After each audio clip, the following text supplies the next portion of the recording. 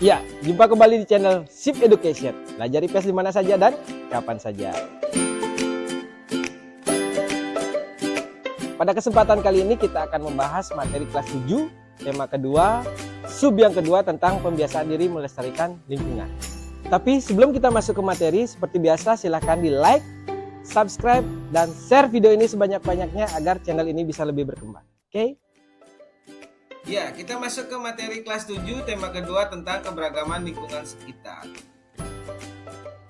Tapi di video kali ini kita akan fokus membahas sub yang kedua, yaitu pembiasaan diri untuk melestarikan lingkungan. Yuk, kita langsung bahas. Pelestarian lingkungan hidup merupakan upaya menjaga agar kondisi lingkungan hidup tetap terjaga dengan meningkatkan daya dukungnya. Upaya ini dimaksudkan untuk menjamin bahwa sumber daya alam yang ada dapat mendukung kehidupan secara berkesinambungan. Banyak cara yang dapat dilakukan untuk melestarikan lingkungan, seperti yang pertama, pembiasaan melestarikan sumber daya udara. Yang kedua, pembiasaan melestarikan sumber daya air. Dan yang ketiga, pembiasaan melestarikan sumber daya tanah. Nah, kita akan bahas satu persatu. Yang pertama, kita mulai dari pembiasaan melestarikan sumber daya udara. Udara, khususnya oksigen, merupakan zat yang sangat penting bagi kelangsungan hidup setiap makhluk hidup. Manusia memiliki peran besar dalam upaya melestarikan udara, agar udara tetap bersih dan terbebas dari polusi. Udara bersih dan bebas polusi pada dasarnya merupakan salah satu sumber daya alam dan sumber daya energi yang perlu kita jaga kelestariannya, guna memenuhi kebutuhan pokok makhluk hidup untuk bernapas dengan baik. Yang kedua, mengurangi atau bahkan menghindari penggunaan gas kimia, seperti pencemaran udara akibat aktivitas pabrik. Jadi solusinya dapat dilakukan dengan pemasangan alat penyaring udara. Dan yang ketiga, mengurangi pembuangan gas sisa dari asap kendaraan bermotor. Maksudnya, pelestarian sumber daya udara karena pembuangan gas sisa dari asap kendaraan bermotor dapat dilakukan dengan mengurangi penggunaan kendaraan bermotor untuk jarak dekat karena bisa dialihkan dengan menggunakan sepeda atau berjalan kaki. Nah, kita lanjut yang kedua, pembiasaan melestarikan sumber daya air. Air merupakan sumber kehidupan. Pelestarian sumber daya air dapat dilakukan dengan memelihara dan melindungi sumber air. Ada beberapa upaya atau cara yang dapat dilakukan untuk melestarikan sumber daya air, yaitu 1. Pengaturan siklus hidrologi untuk menjaga ketersediaan air. Nah, seperti contohnya, menyimpan air hujan di dalam profil tanah melalui sumur resapan. 2. Melaksanakan program kali bersih. Ya, kegiatan lain yang dapat dilakukan untuk melestarikan sumber daya air yaitu melaksanakan program kali bersih seperti merawat kebersihan sepanjang kali dan membersihkan pintu-pintu air. 3. Penegakan aturan pembuangan limbah. Maksudnya, penindakan bagi pelanggar aturan yang dengan sengaja membuang limbah ke sungai. Yuk kita lanjut ke pembiasaan melestarikan sumber daya tanah. Pentingnya tanah bagi kehidupan mengharuskan adanya pelestarian sumber daya tanah. Pelestarian sumber daya tanah dapat dilakukan dengan berbagai cara, seperti 1. Melindungi tanah. Maksudnya memperbaiki tanah agar kembali produktif dan dapat meningkatkan produktivitas tanah. 2. Lebih memanfaatkan pupuk organik dibandingkan dengan penggunaan pupuk kimia. Karena pemanfaatan pupuk organik lebih aman dan tidak mencemari tanah dibandingkan dengan penggunaan pupuk kimia. 3. Melakukan bioremediasi. Bioremediasi merupakan proses pembersihan pencemaran tanah dengan menggunakan mikroorganisme seperti jamur dan bakteri. Nah, tujuan kegiatan bioremediasi ini adalah untuk memecah atau menurunkan zat-zat berbahaya yang mencemari tanah, sehingga menjadi bahan yang tidak beracun. 4. Membuat terasering atau sengkedan pada tanah yang miring. Jadi, manfaat pembuatan terasering pada tanah yang miring adalah untuk mencegah longsor saat terjadi hujan, mencegah erosi pada tanah, mempermudah perawatan lereng, serta mempermudah mengedarkan aliran air pada daerah yang lebih rendah, sehingga tidak terkonsentrasi pada suatu tempat. 5. Menerapkan wanatani. Wanatani atau agroforestry merupakan suatu bentuk pengelolaan sumber daya yang memadukan kegiatan pengelolaan hutan atau pohon kayu-kayuan dengan tanaman komoditas atau tanaman jangka pendek, seperti tanaman pertanian. Selanjutnya kita masuk ke aktivitas manusia zaman praaksara. Zaman praaksara merupakan suatu periode dalam kehidupan manusia ketika belum mengenal tulisan. Secara garis besar, zaman praaksara dapat dibagi menjadi 1. Masa berburu dan mengumpulkan makanan tingkat sederhana. 2. Masa berburu dan mengumpulkan makanan tingkat lanjut. 3. Masa bercocok tanam. 4. Masa perundagian atau sering dikenal dengan nama zaman logam. Yuk, kita bahas. Kita mulai dari masa berburu dan mengumpulkan makanan tingkat sederhana.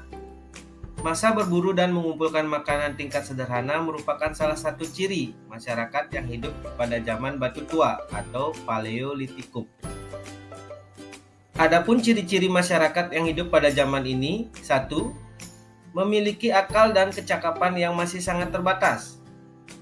2. Hidup secara berkelompok dalam jumlah yang kecil untuk saling melindungi dari binatang buas. 3. Hidup berpindah-pindah atau nomaden, bergantung pada ketersediaan makanan di suatu tempat. 4. Kehidupan dan keseharian mereka adalah berburu dan mengumpulkan makanan. 5. Alat-alat yang digunakan masih sederhana dan bentuknya masih kasar. Ketika mereka berburu dan mengumpulkan makanan, tentu saja memerlukan alat, antara lain alat dari batu seperti kapak perimbas, kapak penetak, pahat genggam, dan kapak genggam. Alat serpih bilah seperti pisau, peraut, gurdi, dan mata panah. Dan juga ada alat terbuat dari tulang dan tanduk. Berdasarkan ciri-ciri dan penjelasan di atas, kehidupan pada masa berburu dan mengumpulkan makanan tingkat sederhana bisa kita lihat di berbagai bidang kehidupan. Yang pertama, pada bidang kehidupan ekonomi. Mereka masih sangat bergantung pada alam. Jika sumber makanan di sekitar mereka menipis atau habis, mereka akan berpindah tempat ke tempat yang lain yang terdapat banyak sumber makanan. Yang kedua, pada bidang kehidupan sosial. Mereka selalu berpindah-pindah tempat, mencari tempat tinggal baru yang banyak terdapat binatang buruan dan bahan makanan. Mereka masih hidup secara berkelompok yang tersusun dari keluarga-keluarga kecil. Dan yang ketiga, pada bidang kehidupan budaya. Mereka sudah mampu membuat alat-alat sederhana dari batu, tulang, dan kayu. Kita lanjut ke masa berburu dan mengumpulkan makanan tingkat lanjut. Diperkirakan mereka hidup di zaman Mesolitikum. Pada masa ini, kehidupan mereka sudah lebih maju daripada masa sebelumnya. Kehidupan mereka masih tergantung pada alam, tapi mereka juga sudah mulai berladang. Mereka sudah mulai menetap cukup lama di gua-gua, yang sering dikenal dengan nama Abris Sosroch dan cerukan di tepi pantai. Mereka yang tinggal di pantai meninggalkan jejak, yaitu berupa sampah dapur yang berupa tumpukan kulit kerang atau disebut Chokken Modinger. Namun, tradisi berpindah dan mengumpulkan makanan masih dominan dan menjadi aktivitas keseharian mereka. Alat-alat yang digunakan masih sama dengan masa sebelumnya, tapi sudah lebih halus. Berdasarkan penjelasan di atas, kehidupan pada masa berburu dan mengumpulkan makanan tingkat lanjut bisa kita lihat di berbagai bidang kehidupan, seperti yang pertama pada bidang kehidupan ekonomi. Mereka sudah mulai mengenal cara bercocok tanam, berladang, dan ternak. Yang kedua, pada bidang kehidupan sosial, mereka masih melakukan perburuan hewan dan menangkap ikan, juga mengumpulkan bahan makanan dari lingkungan sekitar. Mereka hidup secara berkelompok dan menetap dengan memilih gua sebagai tempat tinggalnya. Dan yang ketiga, pada bidang kehidupan budaya, mereka sudah mulai melukis sesuatu di dinding gua yang menggambarkan pengalaman, perjuangan, dan harapan hidup. Terus kita masuk ke masa bercocok tanam. Diperkirakan mereka hidup di zaman Neolitikum. Manusia pada zaman ini sudah tidak berpindah lagi. Pada masa ini mereka sudah mulai dapat bercocok tanam dengan membuka lahan baru. Pada masa ini mulai ada pola-pola perkampungan dan sudah hidup menetap secara berkelompok dengan beberapa keluarga. Mereka terbiasa bekerja sama dengan dipimpin oleh seorang pemimpin di perkampungan. Komunikasi pun sudah lebih baik karena penggunaan bahasa sudah menciptakan komunikasi yang berkembang menjadi bahasa yang berkembang hingga saat ini. Pada masa ini mereka sudah bercocok tanam. Tentu saja alat yang digunakan juga berbeda, antara lain beliung persegi, kapak lonjong, kapak batu, mata panah, mata tombak, dan alat obsidian. Berdasarkan penjelasan di atas, kehidupan pada masa bercocok tanam bisa kita lihat di berbagai bidang kehidupan, seperti yang pertama dari segi kehidupan ekonomi. Mereka tidak lagi bergantung pada alam. Mereka sudah mampu mengolah alam untuk memenuhi kebutuhan hidup dan diperkirakan sudah melakukan perdagangan bersifat barter. Yang kedua, dari segi kehidupan sosial. Mereka sudah hidup menetap di suatu tempat secara berkelompok dan membentuk masyarakat perkampungan. Yang ketiga, dari segi kehidupan budaya. Mereka sudah semakin mahir membuat peralatan dan perkakas yang dibuat secara halus. Pada masa ini sudah mulai berkembang kepercayaan terhadap roh nenek moyang dan mulai muncul pendirian-pendirian bangunan pemujaan. Berikutnya kita masuk ke masa perundagian. Masa perundagian disebut juga zaman logam. Pada masa ini manusia sudah mengenal bahan logam dan bisa mengolahnya menjadi peralatan untuk bertahan hidup. Perundagian berasal dari kata undagi yang dalam bahasa Bali artinya tenaga ahli atau seseorang yang memiliki keterampilan dan keahlian dalam melakukan pekerjaan tertentu.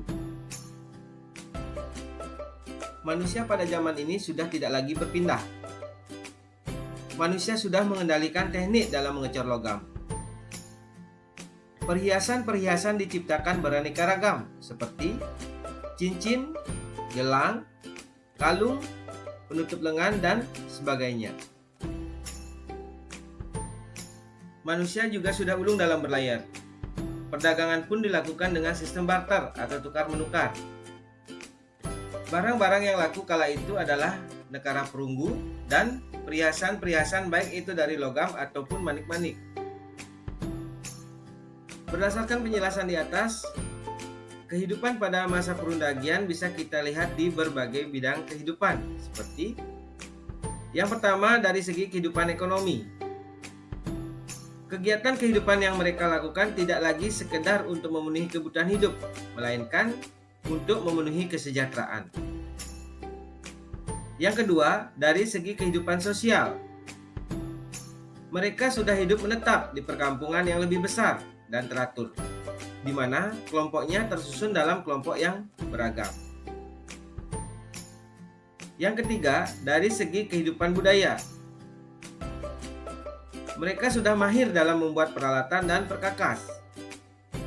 Pada masa ini juga berkembang berbagai bidang kesenian. Kita lanjut ke mengenal leluhur bangsa Indonesia. Kalian tentu mengetahui bahwasanya Indonesia merupakan negara kepulauan. Negara Indonesia melintang dari Sabang sampai Merauke, dari Pulau Miangas sampai Pulau Rote. Kepulauan Indonesia saat ini dihuni oleh berbagai suku yang menurut para ahli belum dapat secara pasti dilacak asal-usulnya. Indonesia memiliki beragam suku dan bahasa serta karakter yang berbeda setiap wilayah tempat tinggal penduduknya. Penduduk Indonesia sebagian besar tergolong ke dalam ras Austronesia atau rumpun Melayu. Ada beberapa teori yang menjelaskan asal-usul leluhur bangsa Indonesia, yaitu yang pertama, teori Out of Africa. Teori Out of Africa menyatakan bahwa nenek moyang bangsa Indonesia berasal dari Afrika. Sekitar 70.000 sampai 100.000 tahun yang lalu, manusia mulai menyebar ke seluruh Afrika. Pada tahun 60.000 sebelum Masehi, bumi mengalami penurunan suhu sehingga menyebabkan terbentuknya es di daerah Eropa Utara dan Amerika Utara. Terbentuknya es tersebut menyebabkan ketinggian permukaan air menurun, sehingga muncul lebih banyak dataran yang memudahkan manusia untuk berpindah. Penyebaran masuk ke wilayah Nusantara diperkirakan pada tahun 60.000 sebelum Masehi. Yang kedua, teori Out of Yunan. Teori Out of Yunan menyatakan bahwa nenek moyang bangsa Indonesia berasal dari Yunan, Tiongkok bagian selatan. Beberapa ahli yang mendukung teori ini antara lain Hackern dan Robert Baron von Geldern. Berdasarkan teori ini, orang-orang Yunan melakukan migrasi ke wilayah Nusantara dalam 3 gelombang utama, yaitu perpindahan orang Negrito, Proto-Melayu, dan Duetro-Melayu. Yang ketiga, teori Nusantara. Teori Nusantara menyatakan bahwa nenek moyang bangsa Indonesia bukan berasal dari luar, melainkan dari wilayah Nusantara sendiri. Teori ini didukung oleh beberapa pakar seperti Muhammad Yamin, J. Crawford, K. Himli, dan Sultan Takdir Ali Syahbana. Teori ini didasarkan pada beberapa alasan. Salah satunya adalah bahasa-bahasa Austronesia yang berkembang di Nusantara tidak memiliki kemiripan dengan bahasa-bahasa yang berkembang di Asia Tengah. Yang keempat, teori Out of Taiwan. Menurut teori ini, leluhur bangsa Indonesia berasal dari Taiwan. Leluhur Austronesia bermigrasi untuk pertama kalinya dari Taiwan ke Filipina bagian utara, sekitar tahun 4.500 hingga 3.000 sebelum Masehi. Sesudah itu mereka melakukan migrasi ke Kalimantan, Sulawesi, dan Maluku Utara. Dari sini, mereka menyebar ke seluruh pelosok Nusantara. Dalam perjalanannya, mereka terus mengembangkan kebudayaan mereka berdasarkan kebutuhan dan tuntutan alam. Dan berikutnya kita masuk ke diaspora bangsa Indonesia.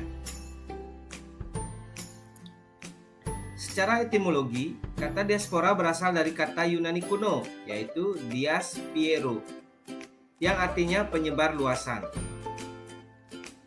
Istilah diaspora digunakan untuk merujuk kepada bangsa atau penduduk etnis manapun yang terpaksa atau terdorong untuk meninggalkan tanah air etnis tradisional mereka. Pada catatan sejarah, bangsa Indonesia tercatat pandai dalam mengarungi samudra. Mereka melakukan perjalanan baik untuk mengeksplorasi alam, berdagang, dan berinteraksi dengan sesama manusia di lain daerah. Nah, sebagai contoh, orang Bugis dan Dayak ada di Afrika Selatan. Orang Bugis ada di Malaysia. Orang Makassar ada di Australia, yang sering dikenal dengan nama The Makassar. Ya, sampai di sini dulu pembahasan materi kita di sub yang kedua. Untuk pembahasan materi yang lain akan kita bahas di video berikutnya. Jangan lupa like, subscribe, dan share video ini sebanyak-banyaknya agar channel ini bisa lebih berkembang. Thank you.